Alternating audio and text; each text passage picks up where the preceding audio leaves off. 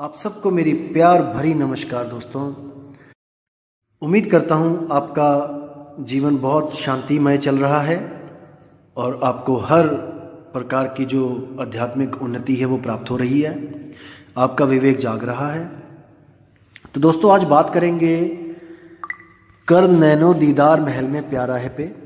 कुछ भाइयों की रिक्वेस्ट आई थी कि इस पे एक सत्संग जरूर किया जाए। दोस्तों मैं आपको बताना चाहूँगा कि ये जो शब्द कबीर साहब का है, ये वो शब्द है जिस पे लगभग सारे आध्यात्मिक गुरुओं का ज्ञान टिका हुआ है, इसी शब्द पे। दूसरे शब्दों में कहूँगा जितनी भी दुकानें चल रही हैं संतों की, इसी शब्द के सहारे चल रही हैं। ये ऐसा शब्द है जिसमें चारों चालें जो मैंने बताई थी आपको कि चींटी की, मकड़ी की, मछली की और विहंगम चाल, चारों चालों का जिक्र इसी एक शब्द में है दोस्तों। विवेक के द्वारा इसको अलग अलग आपने करना है, मैं आपकी केवल मदद करूंगा। तो दोस्तों शुरू करते हैं। और शुरू करने से पहले मैं आपको एक बात और बता दूं कि इसमें शुरू में कुछ योगिक क्रियाएं भी हैं। जो हमारे पुराने महर्षि जो योगी थे वो ये जो हैं क्रियाएं करवाते थे भक्ति शुरू करवाने के लिए, शरीर की उम्र बढ़ाने के लिए और ध्यान लगवाने के लिए। तो दोस्तों शुरू करेंगे। कर नैनो दीदार महल में प्यारा है, यानी कि हे जीव महल में दीदार करो, महल में प्यारा बैठा है। दोस्तों आपको बताना चाहूंगा कि ये जो वाणी है ये चेतावनी वाणी है, ये भाव भक्ति वाली वाणी नहीं है कि अपने परमात्मा के बारे में बताया जा रहा है। यहाँ पे ये चेतावनी वाणी है जीव को। कहने का मतलब कि कबीर साहब ने जब देखा कि सब के सब जितने भी योगी सिद्ध तपी जपी सन्यासी हैं वो सब कहाँ कहाँ उलझ गए इस शरीर में, उन लोगों को डायरेक्ट मना ना करके कि आप ये मत करो, आप ये मत करो, उन्होंने इस शब्द की रचना कर डाली और सभी का ज्ञान उठा के इस शब्द में रच डाला। अब दोस्तों याद रखना कि इस शब्द में जो कुछ भी बोला जा रहा है कि करो, दोस्तों उसका मतलब है मत करो, क्योंकि ये चेतावनी वाणी है। जैसे कोई बच्चा है, उसको उसकी मां मना कर रही है कि बेटा गली में मत जाना, वहां पे कुत्ता खड़ा है काट लेगा। वो बच्चा नहीं माना और चला गया। अब उसको कुत्ते ने काटा तो रोता हुआ घर पे आया, तो मां क्या कह रही है, जा और जा गली में। तो इसका मतलब वो ये नहीं कहना चाहती कि दोबारा चला जा गली में कुत्ते से कटवाने, वो कह रही है कि तुझे मना कर रही हूं, मैं मना किया था ना मत जा। तो ये चेतावनी वाणी है, इसको समझना पड़ेगा आपको। वो मैं आपको उदाहरण देता रहूंगा कि कैसे कहां पे क्या समझने वाली बात है, मैं बताता रहूंगा आपको। तो शुरू करते हैं। कर नैनो दीदार महल में प्यारा है, काम क्रोध मद लोभ विसारो, सील संतोष क्षमा सत धारो, मद मास मिथ्या तज डारो, हो ज्ञान घोड़े असवार, भरम से न्यारा है, कर नैनो दीदार महल में प्यारा है। अब इस पहली कली में कबीर साहब ने एक बात क्लियर कर दी कि चारों चालों में जाने के लिए, चाहे आप कोई भी चाल को पकड़ो, कैसा भी गुरु धारण करो, पहली कली में उन्होंने बेसिक क्लियर कर दिया कि आपको क्या क्या करना पड़ेगा। काम क्रोध मद लोभ विसारो, यानी काम क्रोध मद लोभ को तजना पड़ेगा। सील संतोष क्षमा मत धारो, अपने आप को शील बनाना पड़ेगा। संतोष यानी कि ज्यादा माया के पीछे नहीं भागना है, पैसों के पीछे नहीं भागना है पागलों की तरह। संतोष के बाद क्षमा करना सीखना है। सत धारो, और सत्य को हमेशा विवेक के द्वारा परख के उसको अपनाना है। मद मांस मिथ्या तज डारो, मीट मांस मछली जो भी है इसको झूठ बोलना छोड़ दो। हो ज्ञान घोड़े असवार, भरम से न्यारा है, ज्ञान के घोड़े दौड़ाना शुरू कर दो, उस पर बैठ जाओ और भरमों से बाहर निकल जाओ। अब जो ये पहली कली में जो ज्ञान बताया है कबीर साहब ने, ये ज्ञान हर पंथ का बेसिक ज्ञान है। यानी कि कोई भी गुरु धारण करने से पहले ये चीजें आपको करनी पड़ेंगी। मीट, मांस, दारू, मच्छी, अंडा, सिगरेट, तंबाकू, बीड़ी, जर्दा, हुक्का सब खत्म करना पड़ेगा। भक्ति इसके बाद स्टार्ट होगी। और जो लोग ये नहीं छोड़ पाए और कहीं से नाम ले लिया, गुरु से झूठ बोल के, गुरु से नाम लेने के बाद भी इसमें से अगर कुछ अंडा, मीट, मांस कुछ खा रहे हैं, तो उसकी भक्ति कभी पूर्ण नहीं हो सकती। पूर्ण तो छोड़ो, उसकी भक्ति शुरू नहीं हो सकती, बिल्कुल भी नहीं। ये तो आपको तजना ही पड़ेगा। तो दोस्तों, अब जो दूसरी कली है उसमें क्या बताया गया है, इसमें योगियों का ज्ञान आता है। कहते हैं, धोती नेति वस्ती पाओ, आसन पदम जुगत से लाओ, कुंभक कर रेचक करवाओ, पहले मूल सुधार कारज हो सारा है। यानी कि इसमें बताया गया है कि सबसे पहले क्या करवाना है।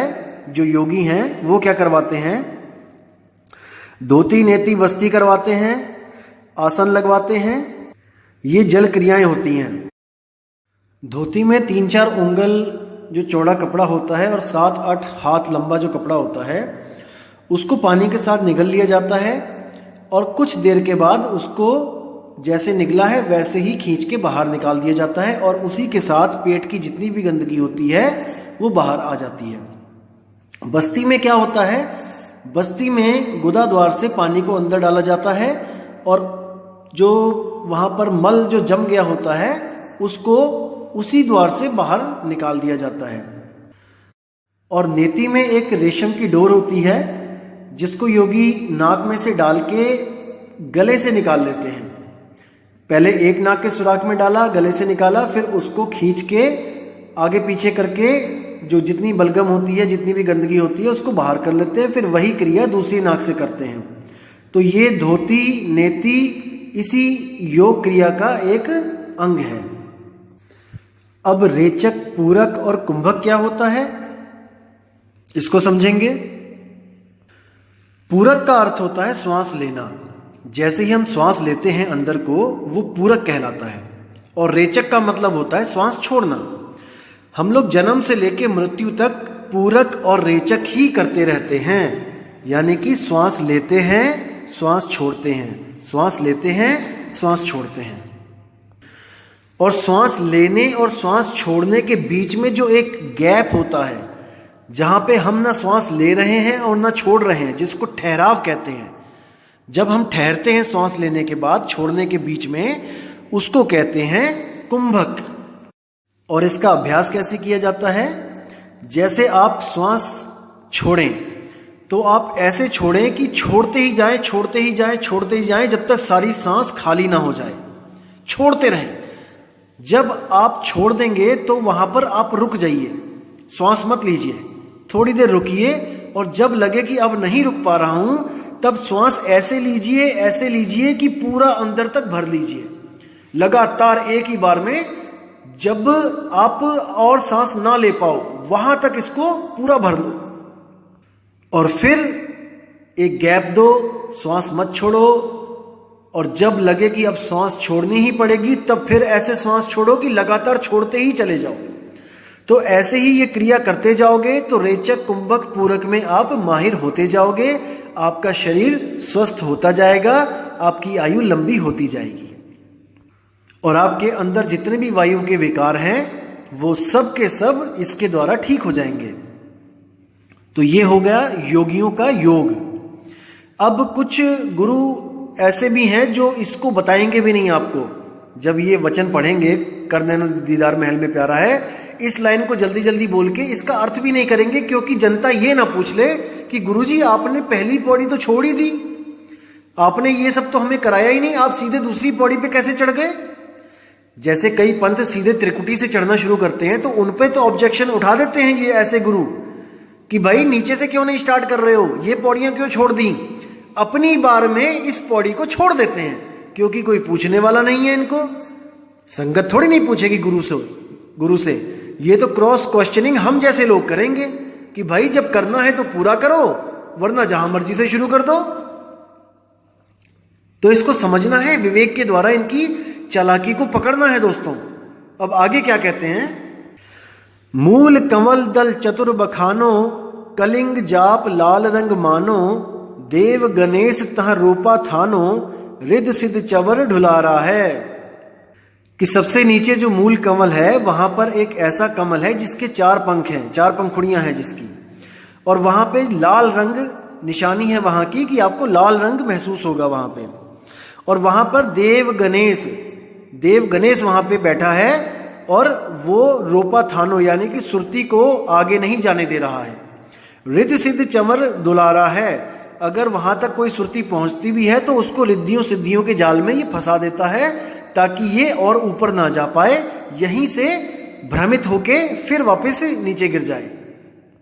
उसके आगे क्या बोला है, स्वाद चक्र शट दल विस्तारो, ब्रह्मा सावित्री रूप निहारो, उलट नागिनी का सिर मारो, तहां शब्द ओंकारा है। आगे जो स्वाद चक्र है वहां पर 6 कमल दल जो वहां पर है, उसमें ब्रह्मा और सावित्री के रूप को निहारो। वहां पे जो शक्ति है वो ब्रह्मा और सावित्री के रूप में काम कर रही है। जैसे गणेश जी की जो शक्ति है, जो चक्र है, उसका क्या काम है, उस चक्र का काम है आपके पेट में जितनी भी गंदगी है उस गंदगी को साफ करना। जैसे सबसे पहले गणेश को मनाया जाता है, आपने देखा होगा कोई भी पूजा पाठ होती है सबसे पहले गणेश की पूजा करवाई जाती है। उसका क्या राज है दोस्तों, अब हिंदू लोग तो गणेश की पूजा कर लेंगे, मुसलमान, अफ्रीकन, अमेरिकन, जापानीज ये तो गणेश की पूजा नहीं करते हैं, तो यानी कि इनकी सारी पूजा बेकाम है, वो सफल ही नहीं हुई, क्योंकि बिना गणेश की पूजा करे कोई पूजा सफल ही नहीं होती है। तो दोस्तों ये वो पूजा नहीं है जो आप सोच रहे हो कि थाली घुमाएंगे आरती लगाएंगे, नहीं।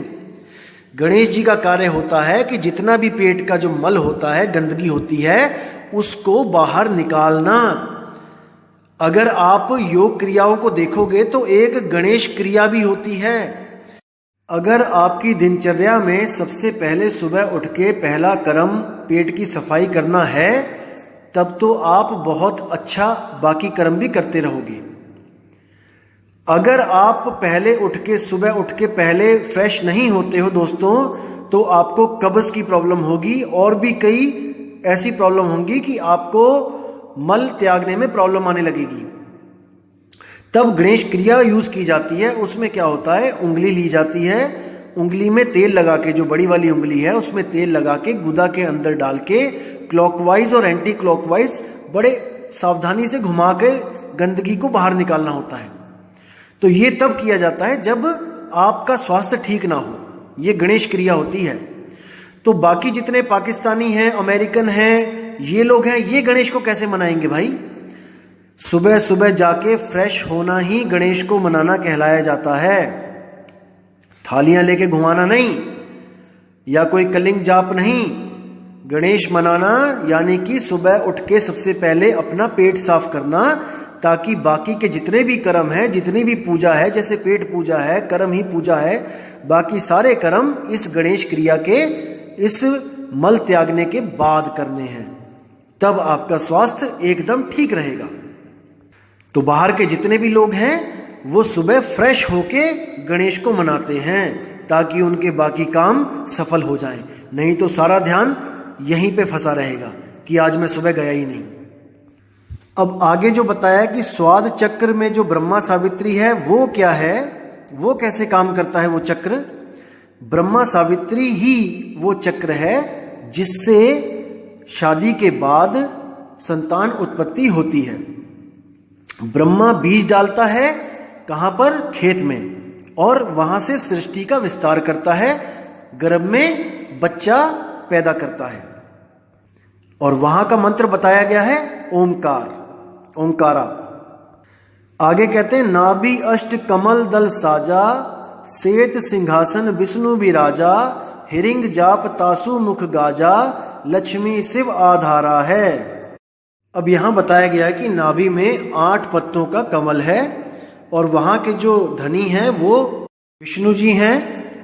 और उनका क्या कार्य है कि जो भी बच्चा गर्भ में ब्रह्मा जी ने पैदा किया है उसको अंदर ही अंदर खाना पीना पहुंचाना।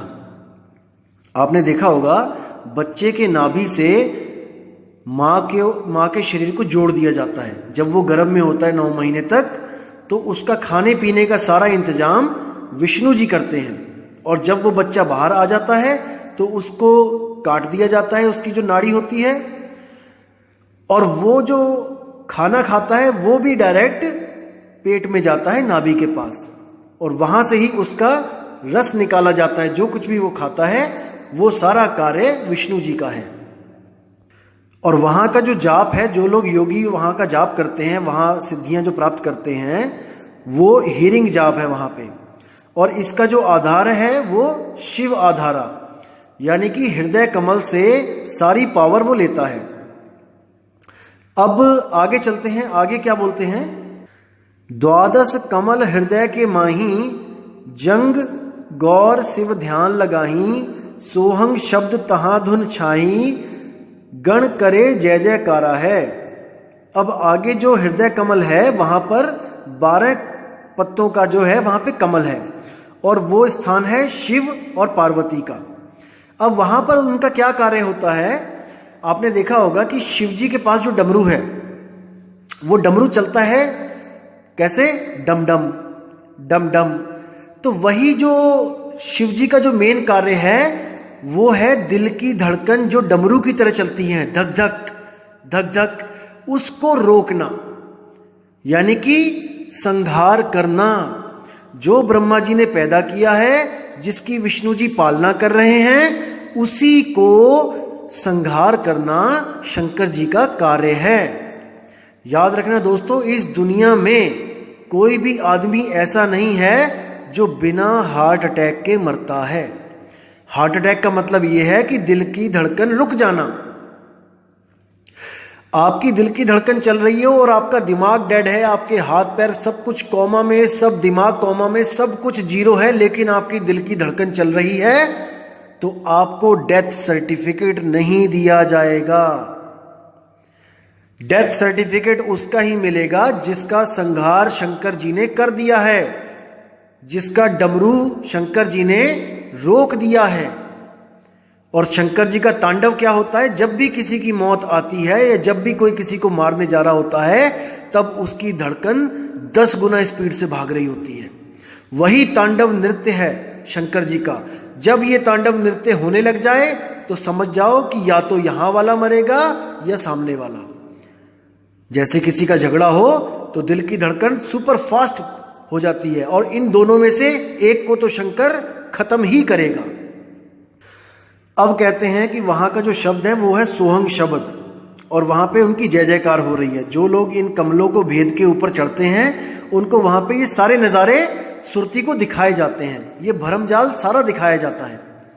आगे क्या कहते हैं? षोडश दल कंवल कंठ के माही, तेही मद बसे अविद्या बाई, हरिहर ब्रह्मा चवर ढुराई, जहां शारिंग नाम उचारा है। यानी कि जो कंठ कमल है वहां पर 16 पत्रों का जो है कमल खिला हुआ है, और उसमें अविद्या बाई यानी कि शेरावाली माता का ही एक रूप अविद्या बाई बोला है, जो विद्या की देन है, जो देती है। यानी कि कंठ में विद्या, अविद्या बाई के रूप में, सरस्वती के रूप में शेरावाली विराजमान है। अब उस कंठ में उसका क्या कार्य होता है? जितनी भी दुनिया की भाषाएं हैं वो अविद्या बाई गले से बुलवाती है, वो सारी भाषाएं बुलवाती है। और क्या बुलवाती है? वो क्या होता है? वो हुक्म होता है किसका? मन का। क्योंकि दोस्तों मन खुद नहीं बोल सकता कि उसे क्या चाहिए।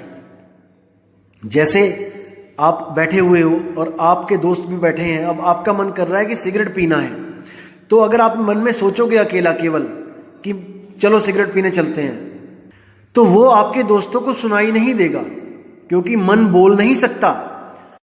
इसलिए इस मन ने अपनी बीवी को ये ड्यूटी दे रखी है कि जो कुछ भी मैं सोचता हूं उसको कंठ के द्वारा बोल के इस दुनिया को बताओ कि मेरा क्या हुक्म है। तो अविद्या बाई का ये जो काम है कि जितनी भी उसके पति की जो हुक्म है, जो उसके पति की जो चाह है, वो सामने सबको बताना। तो ये इसका काम है। और यही हुक्म देती है ब्रह्मा विष्णु महेश को कि सृष्टि करो, पैदा करो।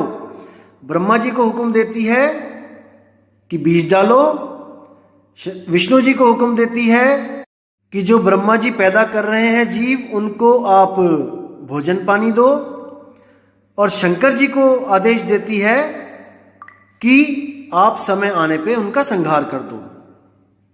इसी के द्वारा सारी सृष्टि इन्हीं 3 गुणों के द्वारा पैदा, पलती और खत्म होती रहती है। और वहां का जो साधु वहां पहुंचते हैं, वहां का जो मंत्र है वो श्रृंग है। अब आगे कहते हैं, तापर कंज कमल है भाई, बग भौरा दुई रूप लखाई, निज मन करत तहां ठकुराई, सो नैनन पिछवाड़ा है। अब यहां पे कह रहे हैं कि आगे एक कमल जो है वहां पे खजाना छुपा हुआ है। जैसे कंज मैंने होता है खजाना, तापर कंज कमल है भाई, ऐसा कमल है वहां पे कि खजाना छुपा हुआ है उसमें। बग भौरा दुई रूप लखाई, बग होता है बगुला, भौरा होता है जो काले रंग का भौरा होता है, यानी वहां पे काला और सफेद दोनों तरह का आपको प्रकाश दिखेगा। जैसे अभी आप आंख बंद करोगे तो काला दिख रहा है, लेकिन जब आप इस योग को करते करते वहां पहुंचोगे तो वही काला जो है वो प्रकाश में चेंज हो जाएगा, वहां पे प्रकाश ही प्रकाश हो जाएगा, वहां पे ज्योत जग जाएगी। तो कहते हैं वो ज्योत क्या है? वो परमात्मा नहीं है भाई। निज मन करत तहां ठकुराई, वो मन है। जैसे नानक साहब कहते हैं, मन तू ज्योत स्वरूप है। तो उस ज्योत को जितने भी संत हैं वो सब परमात्मा मान के वहीं रुक गए। उसी को परमात्मा मान के उन्होंने सोचा कि हमें तो सब कुछ मिल गया। अब आगे क्या कहते हैं कि निज मन करत तहां ठकुराई, सो नैनन पिछवाड़ा है। आंखों के पीछे जो लोग कहते हैं कि एक दिया जल रहा है और वो परमात्मा है, दोस्तों वो असल में मन को परमात्मा मान के बैठ गए हैं। यही दुविधा है कि कबीर साहब के ज्ञान को कोई समझ नहीं पा रहा है। कबीर साहब कहते हैं, आंख न मूंदो कान न रूंदो, तनिक कष्ट मत धारो, खुले नयन पहचानो हंस हंस, सुंदर रूप निहारो। कबीर साहब ने कभी इस रास्ते में जाने के लिए बोला ही नहीं। वो कहते हैं आंख बंद करनी ही नहीं है। ध्यान तो बहुत दूर की बात है, उस ज्योत में कोई ध्यान लगाना है या उस ज्योत के दर्शन करने हैं, बहुत दूर की बात है वो तो। और कान भी बंद नहीं करने हैं। कोई कहे कि कान बंद करके धुन सुननी है, वो भी नहीं। कितने ही पंथ इंडिया में कान बंद करके अंदर की जो 5 तत्वों की धुनें हैं, उन 5 तत्वों की धुनों में ही उलझा देते हैं। इसी को योगी भ्रमरी प्राणायाम भी कहते हैं। आप किसी योगी से पूछ भी सकते हैं इसके बारे में, वो आपको उचित जानकारी दे देगा। लेकिन ये सब कबीर साहब के मार्ग में बिल्कुल निषेध है, ऐसा कुछ नहीं करना होता है। अब आगे क्या बोलते हैं, कंवलन भेद किया निर्वारा, यह सब रचना पिंड मंझारा, सतसंग कर सतगुरु सिरधारा, वह सत्य नाम उच्चारा है। अब कह रहे हैं कि मैंने जो इतने कमल बताए आपको यहाँ पे, ये सबका मैंने जो भेद खोला है, ये सब पिंड की रचना है। और यहां तक जो भक्ति करते हैं वो चींटी की चाल के द्वारा भक्ति की जाती है। चींटी की चाल के द्वारा यहां तक ही पहुंचा जा सकता है। इस चाल के जो भगत होते हैं, जो इस चाल से भक्ति करते हैं, चींटी की चाल से, वो स्वयं को भी साकार मानते हैं। और जैसे इन चक्रों पे शंकर, पार्वती और गणेश इन सबको साकार मानकर चढ़ाई करते हैं, तो ये परमात्मा को भी साकार रूप में ही मानते हैं। लेकिन इनको इतना तगड़ा भ्रम जो मन देता है, भुलावा देता है, ये समझ ही नहीं पाते कि इनके साथ क्या हो रहा है। दोस्तों काफ़ी लंबा है ये शब्द और काफ़ी टाइम हो जाएगा इसको बनाने में, काफ़ी लंबा हो जाएगा ये। तो मैं इसको 3 पार्ट में बनाऊंगा और मैं जल्दी ही पोस्ट करूंगा। जब तक आप इसको सुनिए और अपने विवेक को जगाइए। अब मैं आपसे विदा चाहूंगा दोस्तों। जय गुरु बंदी छोड़ वैराग साहिब, जय गुरु बंदी छोड़ मदन साहिब जी, जय जय गुरु बंदी छोड़ सतगुरु सत्य कबीर साहिब। आप सबकी सदा ही जय हो। साहिब बंदगी सतनाम।